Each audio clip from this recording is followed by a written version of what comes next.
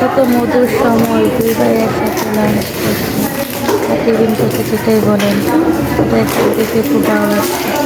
সবাই তাদের জন্য দোয়া হ্যালো করবেন। এভরিওয়ান, তোমরা কেমন আছো?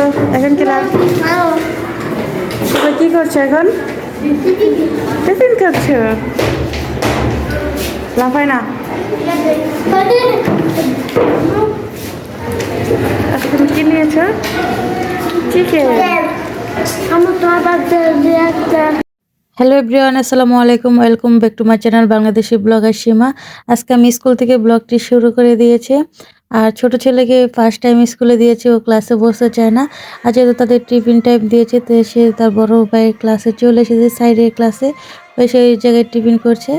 আর ওর টিফিন করা শেষ হয়ে গেলে আমি আবার নিচে নেমেছিলাম। সেই জায়গায় প্যারেন্টসদের হচ্ছে যে খেলা হচ্ছিল, মানে গার্ডিয়ানদের। স্কুলে যেহেতু জানুয়ারি মাস, খেলাধুলা হবে, এটাই স্বাভাবিক। তারপর কিছুক্ষণ ক্লাস করার পর ওদেরকে ছুটি দিয়েছে, যেহেতু তারা আপার প্লেতে পড়ে, তাই হচ্ছে মিসে হচ্ছে এক এক করে সব বাচ্চাকে ধরে আর সিস্টাররাও নিচে আছে সিঁড়িতে, তারা নামাবে। আর দেখে নিচ্ছেন যে আমার ছেলেকে মিসে যে হাত ধরে হচ্ছে নামিয়ে নিচ্ছে, এক এক করে সব নেমে নেবে, তারপর বাসায় চলে যাবে। দেন আমি বাসায় চলে এসেছি বাচ্চাদের নিয়ে। আর এখন হচ্ছে বিকেল টাইম, যেহেতু শীতের মরশুম, এই টাইমে একটু পিঠাটা খেতেই হয়। আর এবারে শীতে আলহামদুলিল্লাহ যে কয়দিন যাবত শীত, আমরা মানে প্রতিদিনই পিঠা খেয়েছি। যেহেতু গ্যাস থাকে না, তাই হচ্ছে অন্য কোনো টাইমে বানানো যায় না। সন্ধ্যা মাগরিব আজানের টাইমে গ্যাস আসে আর কি চুলায়, ওই টাইমে একটু রান্না করতে হয়। আর সারা দিন রাত গ্যাস থাকে না, রাতে একটু থাকলেও দিনের বেলা একেবারেই থাকে না। মাগরিবের টাইমে একটু গ্যাস আসে, তখন আর কি একটু পিঠাটা বানাতে হয়। আর আমি এখানে পিঠা বানিয়ে নিচ্ছিলাম, তেলের পিঠা, তাই আর কি আপনার সাথে শেয়ার করছি। দেন এক এক করে সব পিঠা বানানো হয়ে গেছে। আমাকে কেকের অর্ডার ছিল, সেটাও কমপ্লিট করে ফ্রিজে রেখে দিয়েছি, পরের দিন কেকটা ডেলিভারি দেবো। তাই আপনার সাথে শেয়ার করছি যে আমি প্রতিদিন একটা করে কেক বানাবো, সেটা প্রতিদিন ব্লগে শেয়ার করবো, যে অর্ডারের কেকগুলো আপনাদেরকে দেখাবো আর কি শেয়ার করার জন্য। দেখে নিচ্ছেন, এটা চকলেট কেক ছিল, আর এই কাস্টমারের দেওয়া ডিজাইন অনুযায়ী করেছি।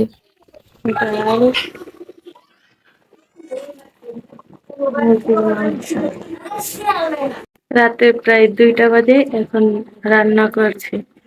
কারণ আমাদের গ্যাস থাকে না, মানে ঢাকা অনেক জায়গায় গ্যাস থাকে না, আমাদের বাসায় গ্যাস থাকে না। বিগত 1.5 বছর যাবত আমরা এই ভোগান্তি ভুগছি। এর আগে নর্মালি গ্যাস থাকতো। আমরা এই বাসায় আসছি প্রায় 6 বছর হতে চলেছে, তার মধ্যে 1.5 বছর যাবত গ্যাস থাকে না। আগে যে 2 বাসা আমরা ছেড়েছিলাম, সেই 2 বাসায় গ্যাস থাকে না, তার জন্য ছেড়েছি। এই বাসায় আসার পর কোনো গ্যাসের সমস্যা নেই। তো এখন আবার গ্যাসের সমস্যা শুরু হয়ে গেছে। এখন আমরা আবারও বাসা করছি, যে কোন বাসায়, যেই বাসায় যাই যে দেখি গ্যাসের সমস্যা, তার জন্য বাসা চেঞ্জ করতে পারছি না। আর এখন রান্না করছি, পোলাও রান্না করব, ভাত আর হচ্ছে অলরেডি বসিয়ে দিয়েছি, আপনার সাথে শেয়ার করলাম যে ব্রয়লার মুরগি বোনা করছে, আর ডাল রান্না করছে, আর পোলাও রান্না করবো, সাথে ভাত রান্না করবো। আর অলরেডি সবজি সন্ধ্যা রাত্রে পাকিয়ে রেখে দিয়েছিলাম, তারপর গ্যাস চলে গেছিল, রান্না করে না, এখন আবার রান্না চড়িয়েছে। তাই সেই পর্যন্ত ভিডিও দেখতে সঙ্গে থাকুন। ডাল দেওয়া থেকে দিয়েছে, এখন প্রায় ডাল রান্না শেষ। ডালটা আজকে বাটা মশলা দিয়ে করেছি, পেঁয়াজ বাটা, আদা রসুন বাটা, তারপর হচ্ছে গরম মশলা দিয়েছি। এই ডালটা খেতে খুব ভালো লাগে। কে কিভাবে ডাল খান আমাকে বলবেন। আমার বাচ্চারা খুব পছন্দ করে। আমি ডালে কোনো রকম মরিচ ইউজ করি না, কাঁচা মরিচ বা শুকনো মরিচ, কোনো মরিচ ইউজ করি না, ডালটা এইভাবে রান্না করি। এদিকে আমার মাংসটাও প্রায় রান্না শেষ, 2টা বাজে। 2টা বাজে প্রায় রান্না শেষ হয় নাই। আমি এখন হচ্ছে আমি পোলাওটা বসাবো, আর তরকারিটা প্রায় হয়ে গেছে। আমি পোলাও বসানোর জন্য কোনো কিছু মশলা নিয়েছি। গরম মশলাগুলো আমি এখন ভেজে নেব।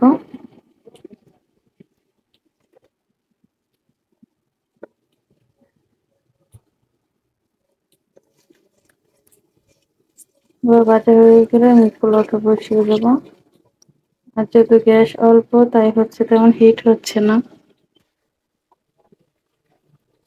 আমার মতন পোলাওটা বসিয়ে দিয়েছে, এখন ভেজে নিচ্ছি, তারপর হচ্ছে গরম পানি দিয়ে দেবো। গ্যাস হালকা তাই বাঁচতে সুবিধা হচ্ছে, বাবু গ্যাসের কথা বলছে। ফ্যান চলা হিট দেখে বা রান্নার প্রচুর দেখে বুঝতে পারছে গ্যাস কেমন। দেখেন একটা জিনিস দেখাই দেন, আমার এটা ইঁদুরে কেটে ফেলছে, চারদিক খেয়ে ফেলেছে। তাই আমাকে এগুলো বাজে হয়ে গেছে। এখন আমি পানি দিয়ে দেবো, দেওয়া হয়ে গেছে। এখন এখানে আমি দুধ দিয়ে দেবো, তারপর ঢেকে দেবো। তাহলে পোলাওটা একদম সাদা আর খেতে খুব, এখন এই যে স্মেল বের হয়েছে, আর সবাই হচ্ছে আমার কাছে পোলাওটা খুব পছন্দ করে।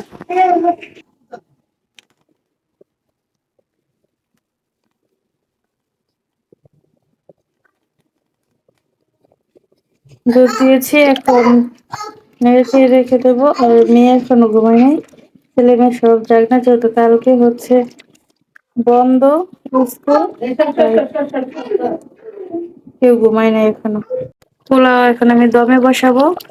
পোলাও হয়ে গিয়েছে অনেকটাই, প্রায় 70%। এখন দমে দিলেই হয়ে যাবে। দমে দেওয়ার সময় হয়ে গেছে, এখন দমে দিয়ে দেবো। এখন আমি দমে দিয়ে দিয়েছি। তো প্রায় আমার রান্না শেষ, আপনারা দেখে নিয়েছেন। এখন আমি রাত্রে খাওয়া দাওয়া করবো, বাচ্চাদের খেতে দিয়ে দিয়েছি। আর দেন কালকে সকালে উঠবো, কি কি রান্না করছি সেটা শেয়ার করবে। আর কালকে সকালে ব্লগটা আপনাদের সাথে শেয়ার করবো, আমাদের সঙ্গে থাকবেন। আমার পোলাওটা তো হয়ে গেছে, এখন আমি চুলাটা বন্ধ করে দেবো। কতটা জর্জর হয়েছে দেখে বুঝে নিয়েছেন।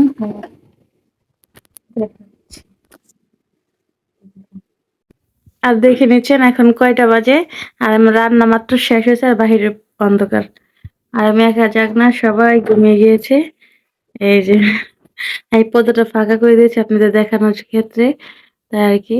আর এখন 3:30 বাজে, কিছুক্ষণ পরে আপনাদের ভাইয়া চলে যাবে, সাইডের আব্বু বাহিরে চলে যাবে কাজে, আর আধা ঘন্টা পর চলে যাবে। এখন হচ্ছে খাবার খেয়েছে, যেহেতু সন্ধ্যা রাত্রে খায় না, তার জন্য হচ্ছে এই রাত্রে খেয়ে যায়।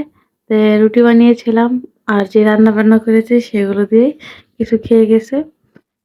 এখনো যায়নি, যাবে। আর আমি এখনো পর্যন্ত যাক না, তারপর ঘুমাবো। সকালে আবার উঠতে হবে, কারণ ছেলের প্রাইভেট আছে। যেহেতু স্কুল কালকে বন্ধ, তো প্রাইভেটে যেতে হবে হচ্ছে 11টায় প্রাইভেট, 10:30 বাসা থেকে বের হব। আবার আগামী কালকে দেখা হবে।